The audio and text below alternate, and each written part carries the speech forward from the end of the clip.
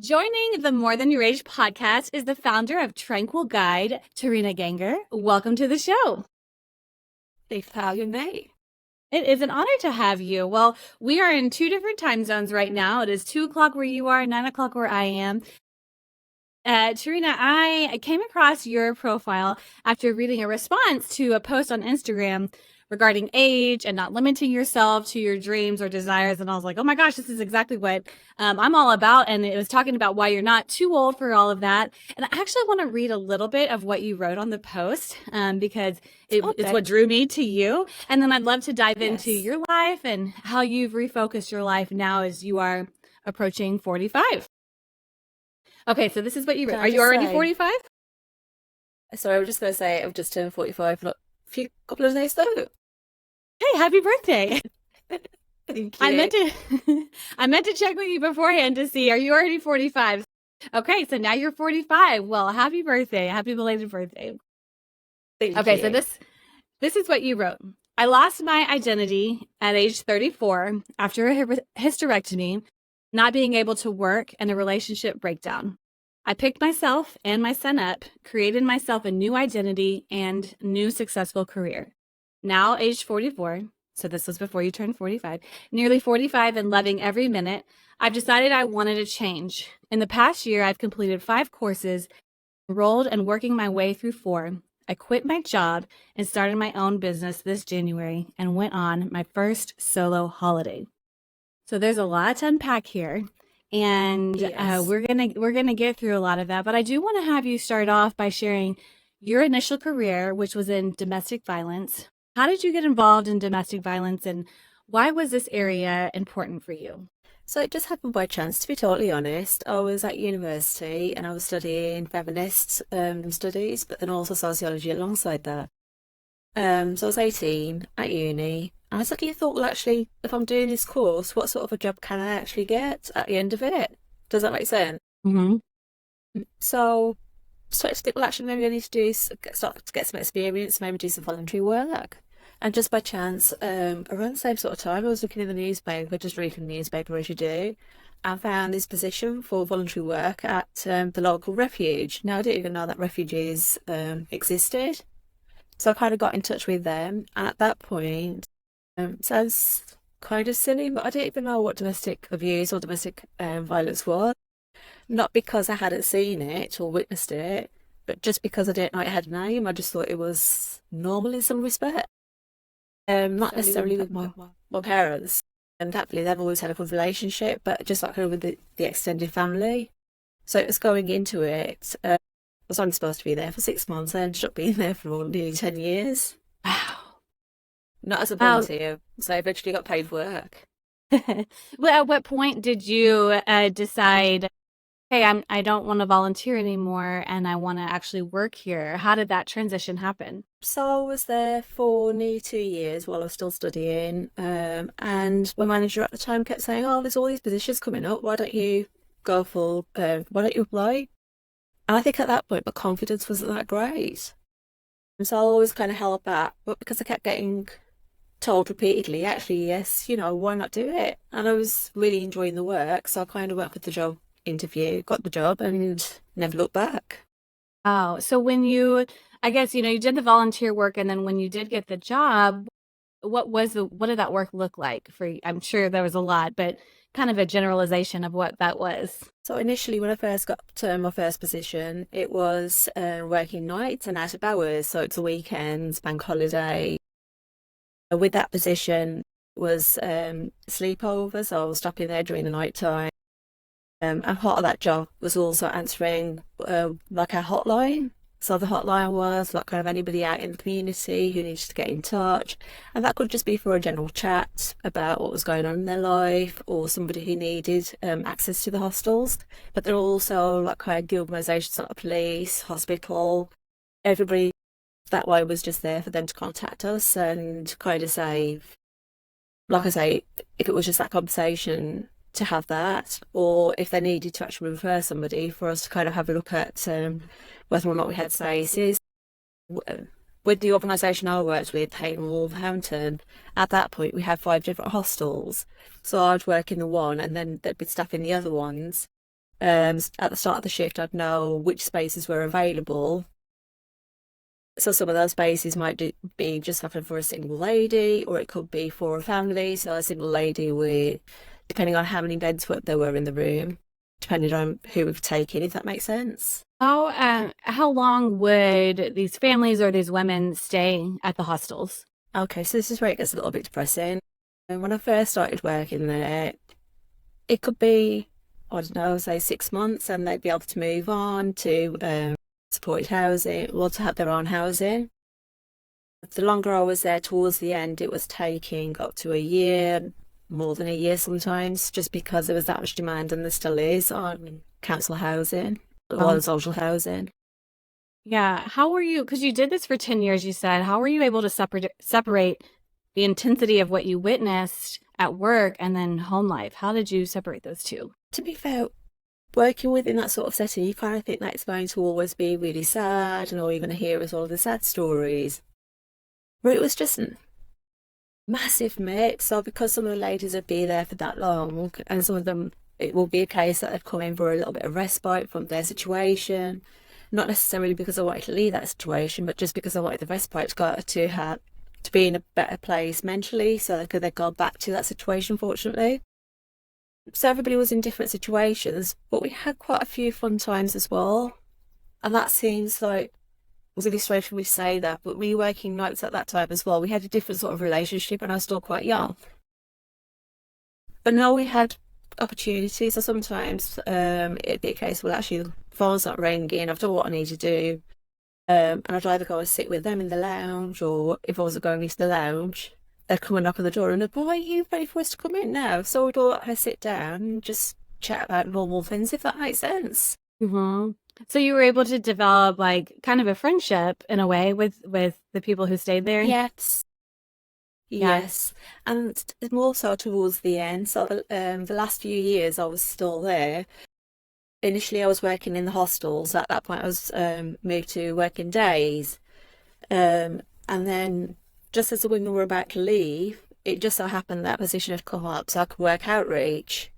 And all that meant was, as they were moving to resettle into their own homes, I was kind of transitioning with them. So I was going on and I was carrying on with the work with them to resettle them in the home, but they've also kind of helped them to build connections locally with the schools, with local people and local organisations, just so that they had foundations to be able to live independently. So Yeah. that's quite So nice.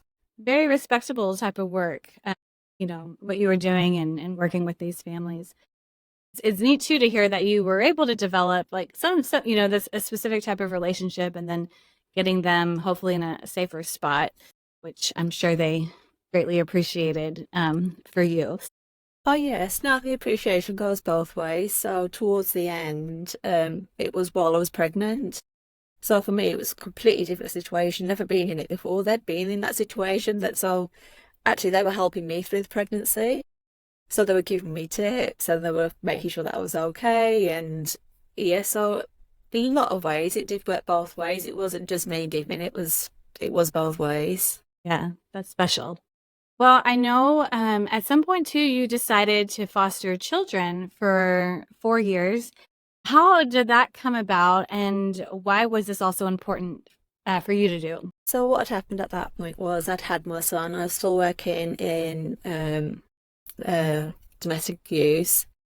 And at that point, because I'd been there for so long, a lot of the children that were coming in when I first started working there were actually coming in as adults. And that was quite heartbreaking for me, because it was a case of, well, actually, I haven't made a difference. Unfortunately, the cycle just keeps going round. So at that point, I also wanted to stop at home as well with my son. That was a big part of just like who I was. It's a case of, actually, if I'm going to have a son or child, I want to be there with them. So fostering just seemed like the natural progression. So it was a case of, well, actually, if I could get into fostering, that kind of ticks both boxes. It's a case of I'm at home with my son, but then also he's got other children to play with. But then hopefully, if I'm getting in there a little bit early, maybe that might break the cycle. Maybe that's a little bit naive thinking, but yes, that's where I was coming from at that point. How old was your son when you decided to start fostering? So when we first started the initial process, he was 2 years old. So by the first time, so we had the first child in, he was 3 years old. So how it works is there's a massive period of training, but then also social workers come in and kind of delve into your life to kind of figure out whether or not you're suitable for fostering, because at the end of the day, it's a huge responsibility. That's a child that you're taking care of. So they need to make sure that they're placing that child in a safe space. Now, I would imagine foster care, the system is probably different in the UK than it is in the States. Supposed to be. I mean, there's probably a lot of similarities, but differences as well. And so once you would have a placement with a child and then they were to either go back to their family or to, somebody else, were you able to still maintain a relationship with them, or was that something that they would cut off? So how they wanted us to do was just to cut things off. And that was just the way the system worked. Yes. With the emotion. Sorry. No, you go ahead. No, I was just going to say, with the older children, probably wrong of me to do this, but I did used to say, well, actually, you know where we live. If you ever want to come up and have a chat, or, just sit down and have a drink or whatever, have you got a soft drink, not alcoholic. Then you know where we live. Because at the end of the day, they become part of our life, and I'm not the sort of person that kind of has people coming in and then cuts them off completely. How was that for you when a child or multiple children, you would build this relationship and then they would move on? I've had several friends who have entered into the foster care as well, and everyone's response and experience is different when the child or the children leave. And so for you, because you did develop these strong relationships with them, how did that affect you? So that really depends on which children. So the way it worked with the council where we worked, we had to kind of pick a age group. So for us it was 5 to 10-year-olds. With all of the children that we had, everybody was outside of that bracket. So we had teenagers and we had very young children. With the teenagers, it was a little bit easier, simply because in my head it was a case, well, actually, if anything goes wrong or they feel unsafe, they've got a support network to kind of fall back on. So at least, they can verbally say to their social workers or somebody else that actually they need more support again. With the younger children, for me, it was a little bit more of a concern, because it was a case of, if they're going back with all of the children that we had, I wouldn't say there was any concerns in that regard, except for the one child. But there was always going to be a case, well, actually, if they're very young and they haven't got the ability to be able to communicate that to somebody, they're always potentially going to be in danger, if that makes sense. But maybe that's just the way that my head works. Well, after you decided, to end foster care after about 4 years, and just kind of going back to that quote that you shared, that I read at the beginning, life became difficult as an unexpected situation occurred in your relationship, and eventually it ended. And you shared in the post that you also lost your identity at 34 after a hysterectomy. So how did this experience affect your sense of identity and your life trajectory? So for me, even though at that point I'd already decided I didn't actually want any more biological children, it was still quite a difficult thing to kind of come to terms with. And I think part of that was some of the stigma that's associated with it, but then also some of the stigma that my gynecologist was trying to put onto me. So when I'd first talked to him about a hysterectomy, his response was, well, actually, that's really quite drastic. Why would you do that to your child, and why would you do that to your husband? And I remember thinking at that, well, actually, we're about me. Does that not matter? But then also, it was a case of something within me was just telling me, it was that gut feeling that actually something's not right here. So whatever alternative treatments they offer or medications they offer, it's just not going to fix that situation. Which is why I pushed for the hysterectomy. And once I had it, the day after, another gynecologist came into me.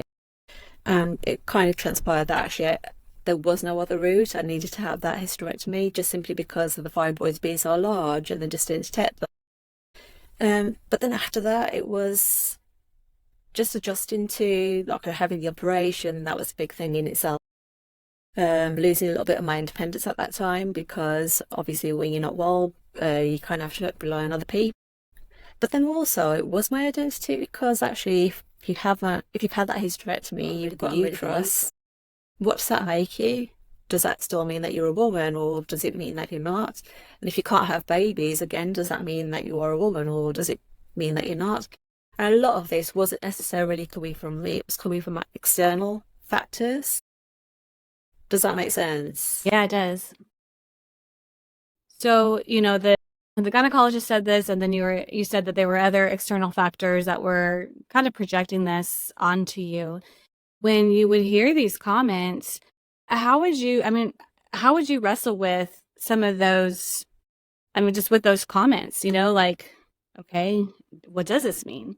What did that look like? So, so at that point, I was already not broken, but I was at a point where I felt at my lowest for several reasons. A lot had happened at that point.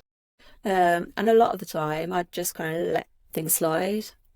But then there was a little part of me, the fears bit that had already been there, that was always there, that kind of, but no, if I'll keep taking this, how much more can you swallow down of what people are saying? And the more you keep swallowing it down, the more they're going to keep saying it. So I did start to bite back a little bit, and not necessarily in a horrible way, but sometimes if people said something, like kind of with the gynecologist in the end. So you'd had that conversation with me a couple of times. The first time I didn't say anything. The second time, I kind of went, well, actually, yes, I can take your point on board, but it's quite a drastic thing that I'm asking you to do. Do you not think I've already thought it all through? I think he was that taken aback by me actually saying something, that he was like, oh, okay, just quickly send the paperwork and we're just about to pay guy.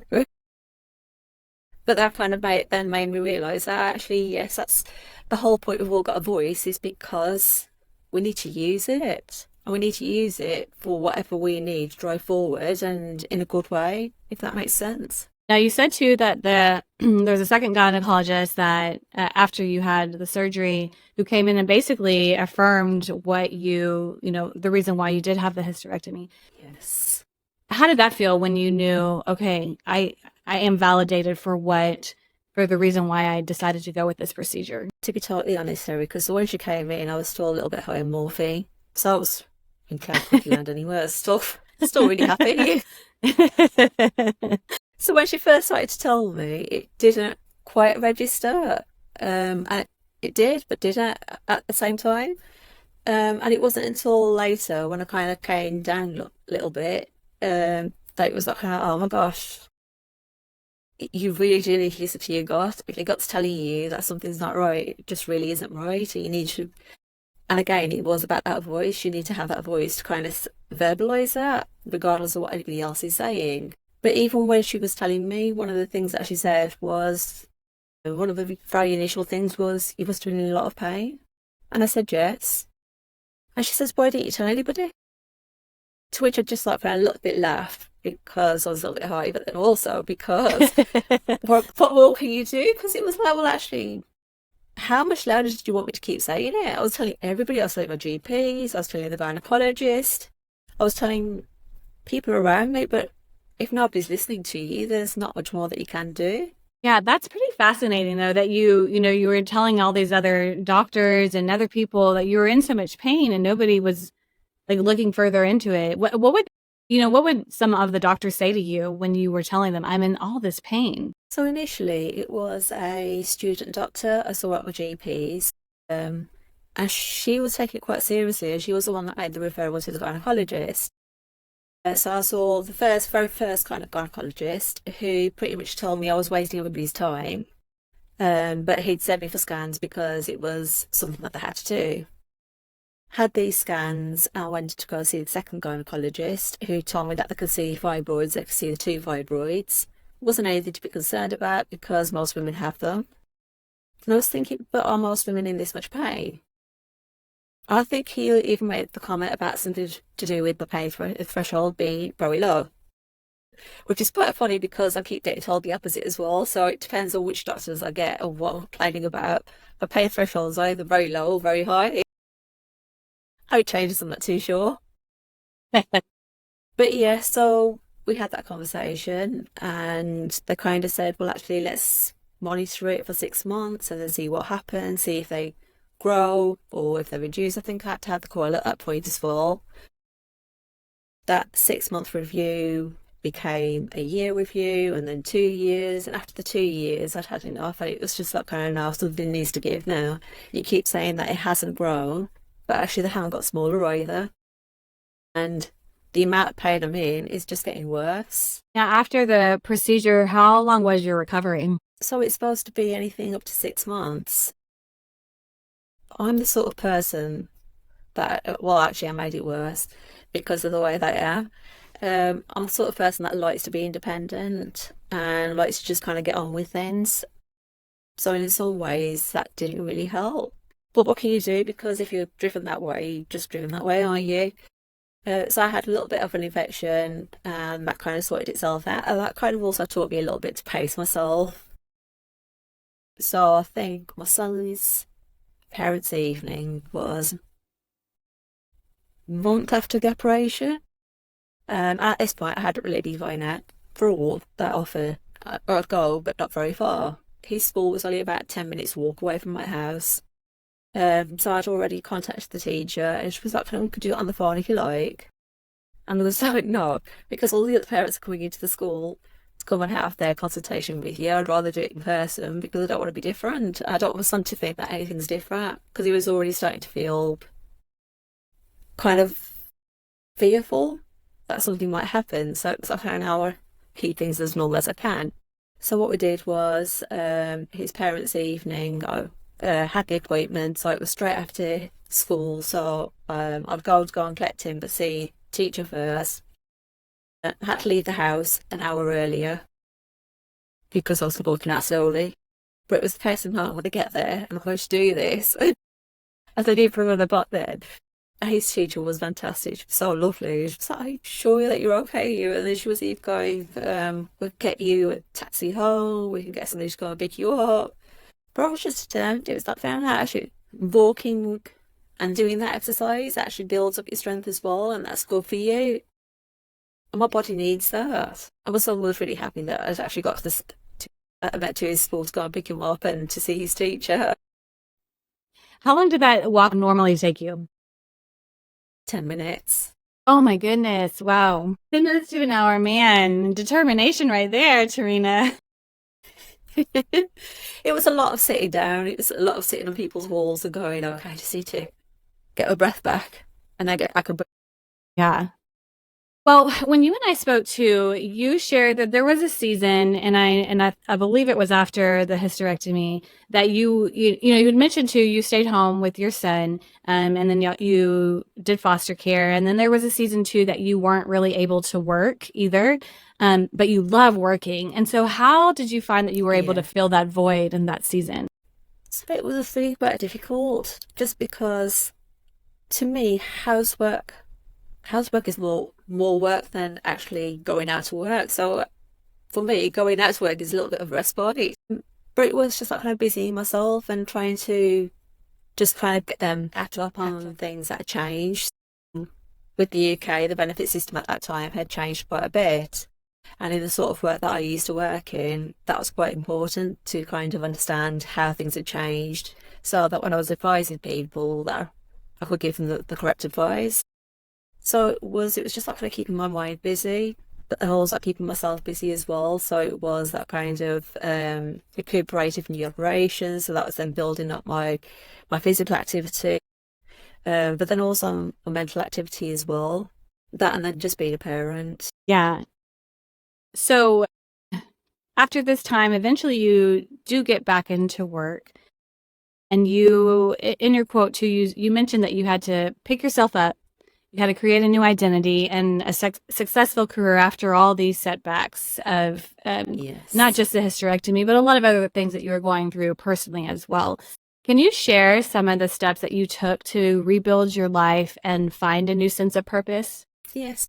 So initially it was a case of, yes, I got, so I've started to do a little bit of training, started to understand the benefit system a little bit better, but there was a few knowledge gaps within that. So it was a case of, well, actually, I really need to build up the knowledge properly so I can get back to work. So I started volunteering again. So you're just going to keep hearing volunteering from me repeatedly. So I started volunteering for an organisation with down in the UK called Citizens Advice. And the reason that I started volunteering there was simply the case of, well, actually, they'll be able to give me the training that I need. But then also, it'll build up my confidence again as well, because I'd been out of work for that long. So stayed there for about a year again, just building up that confidence and building up the knowledge. And a job came up, rather unexpectedly, in pensions. So I've never had a finance background. It just was never ever on the agenda. But I went for this job and got it.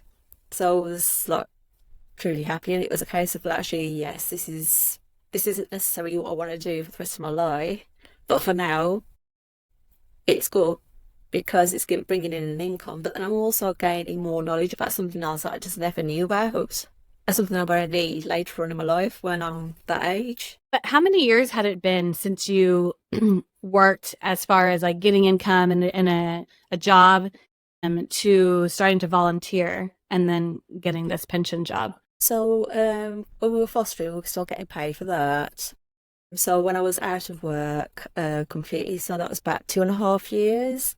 So with the fostering, I didn't need to know about benefits, but we were doing that for about 4 years. So for that 7 years, things had changed drastically, not only in terms of benefits, but just in terms of like everything that I would have worked in, all of the different areas. So that's housing, legal information, and all sorts. So it was just a case of, well, actually, with the Citizens Advice, they'll be able to give me the training on pretty much everything I need, and then be able to get into that. So yeah, so the period where I wasn't working at all, that would be about 2-3 years. Okay. I like too, though, that you you said, it had been a little bit of time that you were out of work, and so to work on those skills, you decided to go and volunteer. I think that's good for other people to hear, especially, if there's women who have made the decision to stay home, and then they worry that, like, will I be able to get back into some type of career force or career field, that there's an option to volunteer and get those Oh, skills back yes. up, and then a job can happen. So I think that that's really good. So you started working in pension. What were kind of the next steps after that? So I stopped in that job for about 3 years. Sorry, my time frames are really bad. I can't do time that well, so so these were all approximates. So for about 3 years, I think I stayed in that job, and then just by chance, so the way that we were working at that point, so we used to have an admin team who answered the phones. We just do the appointments, so that was it.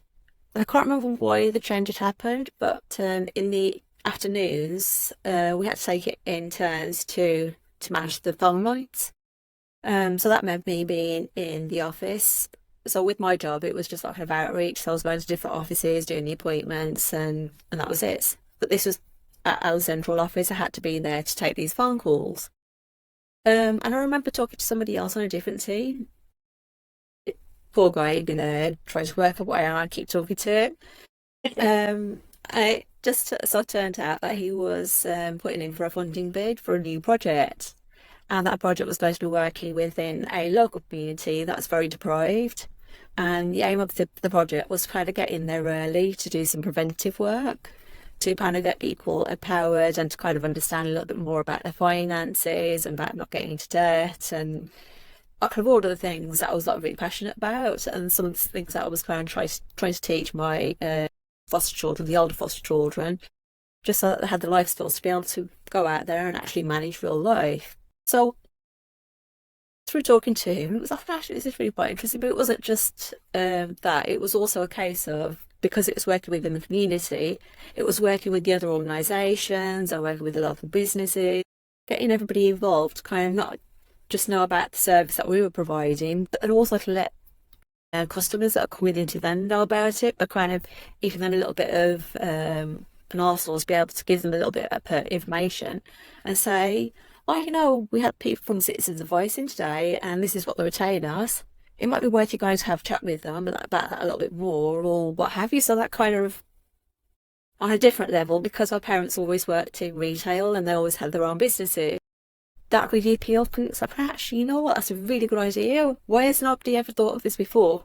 Because being in that situation where I was growing up in working in my parents' shops, I'd seen it from a very tender age that actually people come in and that's where they were getting some of their advice from. My parents were not just shopkeepers. In some respects, they were counsellors or marriage guidance counsellors and advice givers and pretty much everything else that they weren't getting paid for. So yeah, so that was something I was really passionate about. So when the job was advertised, went for it, and thankfully I got that. And how long were you in that career or in that job? So with that project, I was on that project for 7 years in total. Just before the pandemic, the initial bit of funding had finished. So I think there was about a 6 month period where there was well, maybe longer than that I didn't have any funding. So I went into another position within the Citizens Advice, thinking, well, actually, no, I still need to have an income because I've still got to keep a roof over our heads and to be able to feed my son and to provide everything that we needed. But then with the intention that as soon as we got the funding again, that I'd be able to go for that job again and hopefully get back into it, which touch wood did happen. Yeah. Now, during all this time too, how was your health? So my health was up and down. So after the hysterectomy, I was still having some problems with pain, with brain fog and various other issues. Kept going back and forth to the doctors, and the don't learn. So they kept telling me it was all in my head. There was nothing wrong with me. To a point, I was kind of managing, and this is why when I had the hysterectomy, I knew things still weren't 100% right. But I was thinking, well, maybe it's just the healing, and that's why I was just like really, really geared up to kind of get out there and just start to live life. Because it's a case of, well, actually, I don't want to be that person that's always tired. I don't want to be that person that's always saying I'm in pain. And yes, I am always tired, and yes, I am always in pain.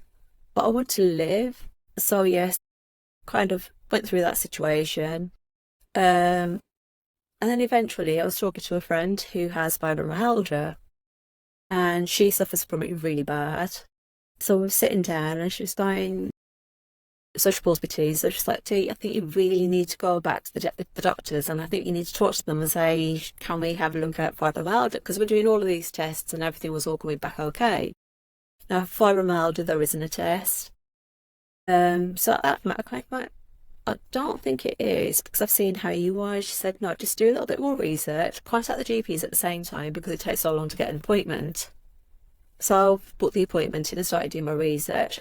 And with fibromyalgia, there is a massive list. And as I was going down this list, I was ticking everything. And it was quite funny because I was thinking, well, actually, they've given me eye drops for my dry eyes. They've given me stuff for my IBS. They've given me stuff for all of these symptoms. And I was thinking, well, actually, yes, I'm ticking all of these boxes, so it might be fibromyalgia, but why did the GPs not connect all the dots, especially when they're giving me the medications for each of these separately? So I went to the GPs and they said, not too sure it could be, we'll send you off to the rheumatologist. And it was a rheumatologist that said, yeah, it seems to be that it's chronic fatigue and fibromyalgia. So at that point, they put me on medication. And with the medications, you kind of get a little bit reliant on them. So you start taking a little bit more because it never takes the pain away completely and it never takes the tiredness away completely. There's always, just takes the edge. But then as soon as you kind of get used to that bit, it's not hitting you in the same sort of way. So you increase it again because you want to feel how you was. And so I was getting to this situation where I started off with 10 milligrams of amitriptyline, went up to nearly 80 milligrams. And at that point, yes, at that point, it was so the GPs have already told me the maximum I could go to was 100. There's other medications that you can take as well. But what I was finding was at the 80, some of the symptoms were coming back. But when I was looking at the side effects, some of the side effects are the symptoms. But then I was starting to have to take medication because of the side effects. So I was taking because I was taking pills, those were causing these side effects that I needed to take other medications for. So what might have been one medication then became 3 medications, became more. I started to get to a situation where it was like kind of, actually, now something's going to give. I don't want to be walking down the street rattling because I've got all of these pills in me, or feeling bad if I'm taking all of these pills, because I'm taking pills. I want to be feeling better. So during the pandemic, in some ways, it was a bit of a blessing for me because I managed to get down to 20 milligrams instead of the 80. And that was alongside the hypnotherapy that I was getting. But then also I started getting into Reiki, and that's where my business is now. But then also Hey. mindset. Mindset is a massive, massive changer. Yes. Yeah, that's so fascinating. It really is fascinating how the mind can work, especially when it comes to healing and just like with confidence and with everything else. Well, so we are going to get to that, but you decided, per your post and then our conversation as well, you decided to pursue further education and career development by completing those 5 courses in the past year. What motivated you to pursue this? And then how do you think these courses have contributed to your personal and professional growth? So what happened was after the pandemic, the workplace became a very different sort of place, not just because of the changes from the pandemic, but we'd also gone through a merger. And this is just me personally. So I'm very, very much about people and about making sure that they're getting everything that they need and they're equipped to be able to carry on with their life in an empowered way. That started to change. I started to see that actually the way that they wanted us to work wasn't necessarily about the people. It was more about numbers and about statistics and about KPIs and all this other stuff that I'm not that bothered about. Also, it was quite stressful. So for a long while, I was trying to juggle. I was trying to kind of go, okay, this is what they want, but this is what I want to do, and this is what my clients need. So I was trying to do both. But in doing both, all I was doing was just making myself ill. So it kind of got to a stage where it's like kind of something's got to give. So then I started to think, well, okay, just do what they're asking me to do because that's what I need to do. And no, it's not a good situation for the clients that I was working with. But what more can I do? Because I'm not going to be any good to anybody if I die. And it was starting to get to a situation where actually it's okay, I would be dying, but I was having to take half time from work. I'd had COVID, so I've had COVID now 4 times in the space of a year and a half, and that didn't help my fibromyalgia. And I think the reason I was getting it was because I was at home down. So then I started to realise that actually I'm not helping anybody here. So what I need to be doing is just doing what I need to be doing to tick the boxes for my workplace, that carry getting paid, and then start to look for other work. So I started to look for other work, but then it was a case of, well, actually, if I get into something else, it's still going to be the same. I'm still basically having to answer to somebody else, and it'll still be about statistics because I was talking to a lot of people at this point, and it was like, no, this is just the way that the world of work is going now. It's all about statistics. It's not necessarily about the good work that you actually do. I remember at one point I was congratulated because, so here we have MPs, which is people that sit in Parliament that work locally. So I had this letter of praise from a local MP because one of my clients had gone to them and said that, kind of pretty much said that I'd done a really wonderful job. And touch wood, to some extent, yes, I did, but I think she did the hardest work because she was one that's putting everything in. And I remember, so the same managers that were saying, no, we need to be making sure that we're doing all of these stats. But then going, oh, what have you done really well? But no, you shouldn't be spending that much time with the client. Like, which is like, hey, yeah, you're saying 2 different things here, but yes. So, so I kind of came to a realization that actually the only way that things are going to change is if I just kind of go out there and do something by myself.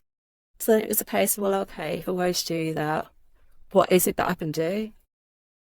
So that's how I kind of came up with the idea. It's initially started off as just as hypnotherapy. So I thought, well, actually, I know hypnotherapy has really helped me. So I've been a hypnotherapist for the last 15 years.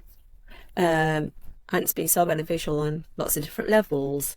So it's a case, well, actually, if I train up and try and do that as a therapy, could do that self-employed, and that could be enough. Started doing the training, and this is how my mind goes. Kind of starts off something small and all of a sudden snowballs. So it's like, oh, yes, I'm really enjoying this course. And it's fantastic. And yes, I do this. But the mind is back, well, actually, how many people are going to achieve hypnotherapy? Is that going to be sustainable? So it was like, okay, what else can I do? So this karate is all good Reiki. So got us the course to do Reiki. And still it was going, is that going to be enough? How many people have come to you for hypnotherapy or for Reiki? So then I was like, at that point, we just, let's just do the courses, carry on working. I've still got some time to kind of think about it. And then I think it was my sister who turned around to me the one day, well, why don't you do life coaching? You do that anyway. I don't do life coaching. And she was like, yes, you do. Sorry, this is where my mind keeps going. It's like I always downplay sometimes. Yeah. So I started to research life coaching. I started to realise, well, actually, yes, I do. I do life coaching. So I'd done the 2 courses and thought, well, actually, yes, I'll do the life coaching one, even though I'm already doing it. I've got the experience of doing it. Good to have a qualification, just to have that piece of paper to kind of, yes, I'm qualified. So I did that course. And then it was a case, well, actually, if I'm going to have a business, never been on social media, never wanted to be on social media. But then it was a case of, well, actually, how am I going to advertise? I'm going to need social media. So I found out about this course locally, and it was a boot camp course.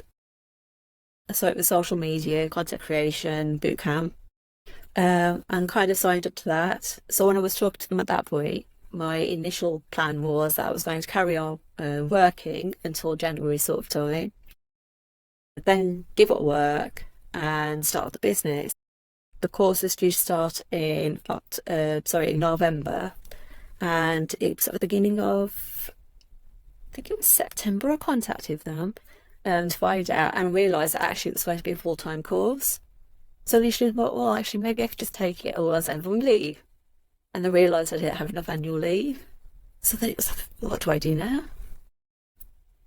And I suddenly thought, well, actually, if I'm leaving work, so I had to give my workplace notice. And it kind of worked out that if I gave them notice on that actual day, I'd be able to leave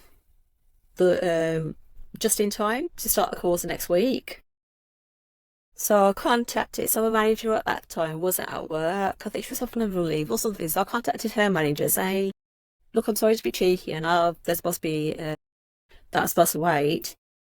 But is there any chance that I can just have a quick chat with you? And surprisingly, she contacted me and said, yes, everything okay. So I had this phone conversation, and I kind of had to say to her, look, I'm really sorry. Kind of decided that actually this is the end of the road for me with this workplace. So I was handing my notice. I understand that it's going to be a case that I need to work through a notice period, but can I just find out which days it's going to be and what my final pay would be? And the reason I needed to know the final pay was to see whether or not I'd be able to pay for the course. So she was a little bit shocked, which shocked me because it was like, I'll be telling you all that I have been happy for quite a while. But yes, so just panned out. It was like the universe wanting me to do the course. And at that point, I was even thinking, well, actually, yes, I haven't got a clue what I'm doing with this course. Even if I go on it, learn a little bit and decide, actually, it's not for me.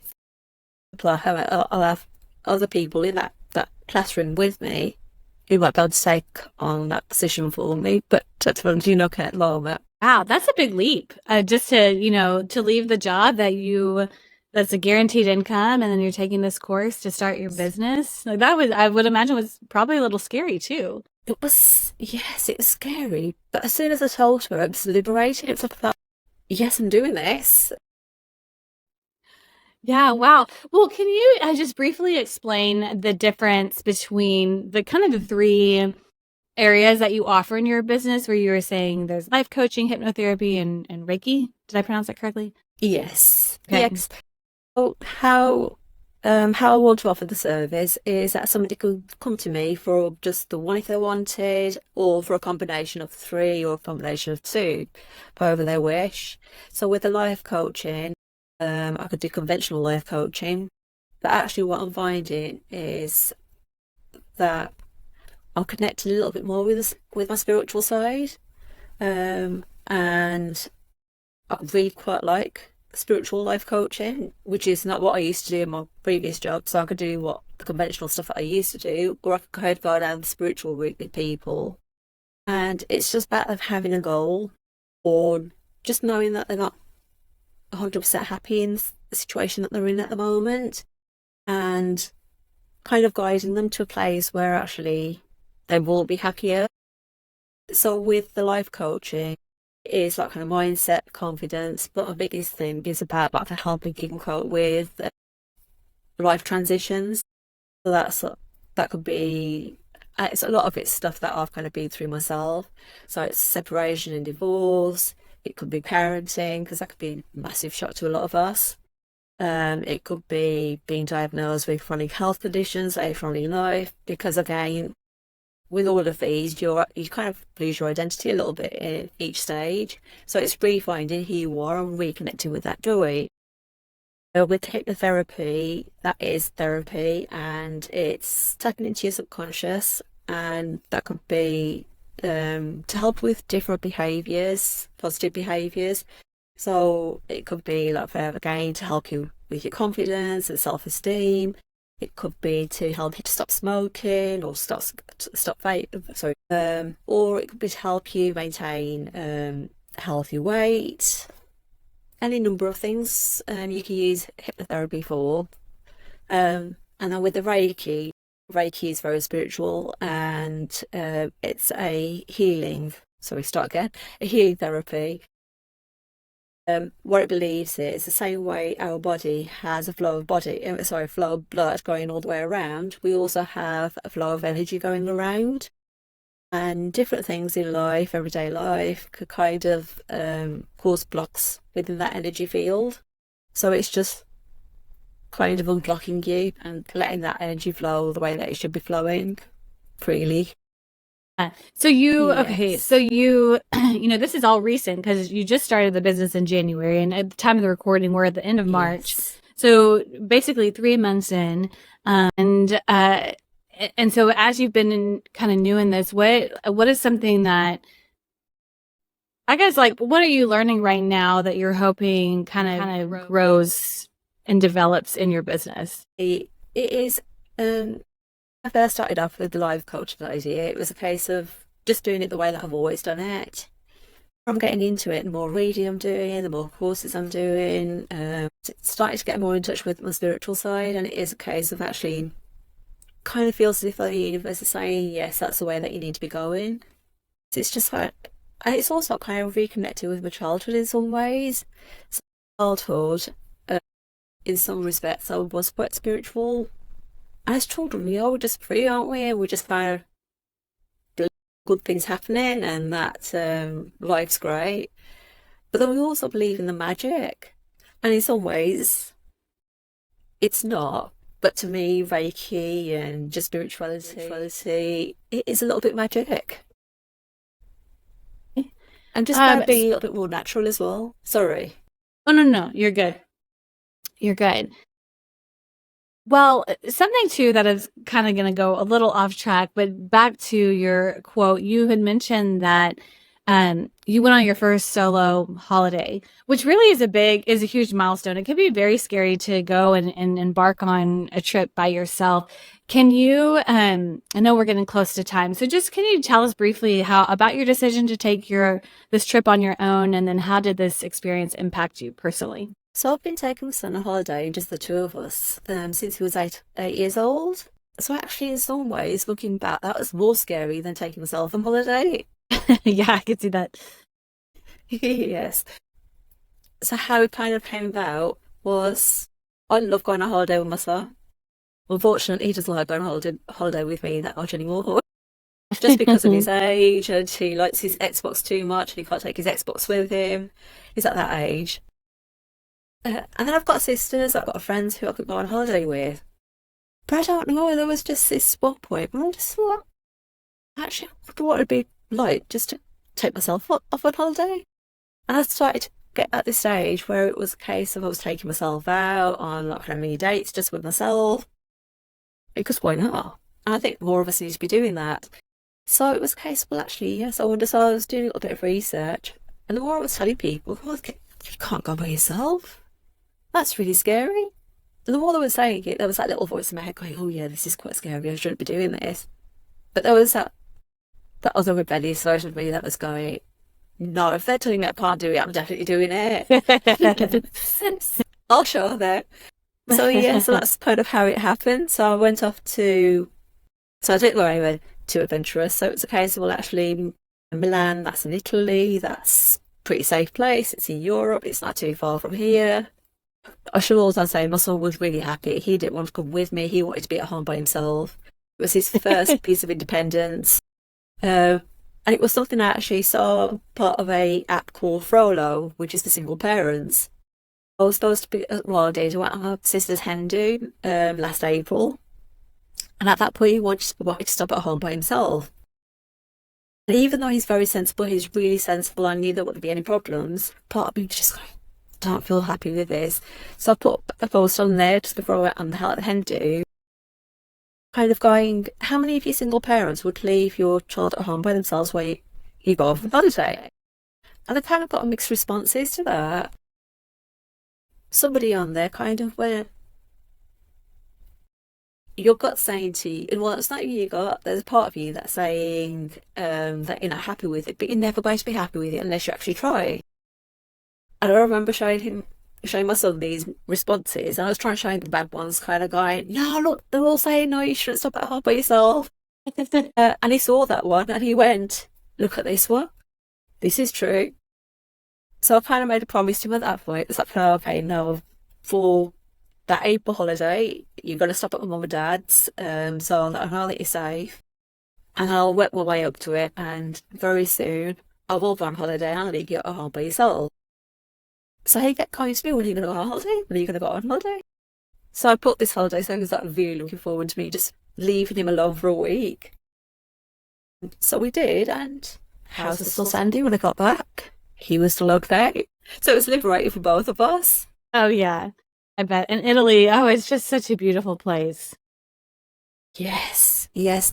So initially when I booked the holiday, it was just because at that point I'd already given up work. It was a case of, oh, just have a look. So at that point I was just kind of looking at stuff now, but how much the flights are. Found this flight to Italy, and it was to Milan. It was really quite cheap.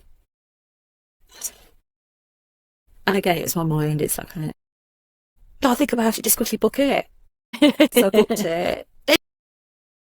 Yeah, I do this a lot. So I just booked it. Told my son about it, and he was ecstatic. And then I was thinking, well, actually, yes, I'm going to Milan, and that would be quite nice. But I've always wanted to go to Rome. But Rome was going to be quite expensive. But then I was thinking, well, actually, I wonder how much I'll be able to travel around Italy. With my health, but then also just that kind of with my nerves, with being in a different country. So I managed to then, so while I was in Milan, decided that actually I was going to go to Florence by myself, just catch the train, go do a day trip there, and that worked out really well. And then I did a excursion to Lake Como as well, which was really nice. But I did that with as a marine activity, and I managed to meet this other lady on that excursion, and that was really nice. So I got a nice mixture of everything. I got a lot of time by myself, and then some time with other people that I didn't necessarily know. So it was a good mix. Good for you for doing that. That's it. Like I said, it's a big step. It's hard to do that, especially knowing your son is back at home. And although he's like, Mom, you can do this. We probably know why he was saying that. Yeah, Mom, go ahead. You'll be fine. I'll be fine. But the fact that you still did that. Oh, yes. No, I was just going to say, my son's really quite funny. So we did have a conversation about him having parties. To which I didn't say, okay, you're not allowed to have a party. It was like, if you're going to have a party, be responsible. And he went, don't be stupid. What? You've been responsible. And he was like, no, I'm not having a party. I'm having my friends over to the house. And I was like, oh, okay, why? And he says, because if they come to the house, they're going to leave it a mess. I'm going to have to clean up. I'm not cleaning after everybody else. Smart kid. Yes. Well, Tarina, we're kind of getting close to the end, and I have I had two more questions. I'm going to kind of combine them together because they are still similar. So one is a question that I love to ask all my guests, but you just turned 45, and you stated that you're loving every single minute of your life now, which is great because I know it was not always easy for you. So two-part question. So what is it that you're loving now? And then how could you encourage others who might be facing similar obstacles? And then my last question, which is the one I always ask, is if you could encourage one woman who feels blocked or limited to pursue a dream or goal based on her age or life circumstance, what would you tell her? Okay, so back to the very first question. I think what I'm actually loving about it is just that I have got the confidence, but not just the confidence, I've got that life experience and all of the life skills that I've learned throughout, well, everything that I did when I first started off as a baby. But then within that, it's just liberating me as a tit, just knowing that actually I've got all of this that somebody who's age 19 hasn't got. But then also using it as well. And in some ways, I don't know what happened when I turned 40, but it was almost like a switch in my head kind of went off. And that switch was kind of saying, why do you keep worrying about everybody else out there? Are they paying your bills? Are they doing any of the things that you need? No, the things that you need day to day. Are they involved in that in any such way? And the other part of my brain, no, actually they're not. So it's like, well, stop caring about what they think or what they want you to do and do what you actually want to do. And part of that is speaking my own truth and being genuinely me, and that's really liberating as well. And that's, I think, what the message would be to anybody out there. You only have one life, make the most of it. And I'm not saying that you need to go out there and stop being rude to people or anything. It's just about just being authentically you and not worrying about anybody else, just totally embracing your inner child and yourself. Because the other thing I've also noticed as well is that actually in doing that, the right sorts of people you start to attract instead of everybody else that you're trying to people please, because they only want yes people. And actually, do you want to carry on being a yes person? Because for your health, I can tell you that's not good. So I hope I've answered your question. You did. Yes, I love it. Thank you. And I'm just excited, or I'm glad that you just came to this conclusion 5 years ago, and that life is just continuing to get better. And so I appreciate you, Tarina, for sharing everything. Would you, since you're new at social media, share where people can find you on social media and your website? Yes. So my social media, I'm on TikTok, Instagram, and on Facebook. My website is www.transformative.com. Perfect. And I will put that in the show notes. Tarina, thank you so much for joining me today and just sharing part of your story. And I'm excited for your business and for that to continue to grow. So thank you again for joining the More Than Your Age podcast. Well, thank you very much for having me.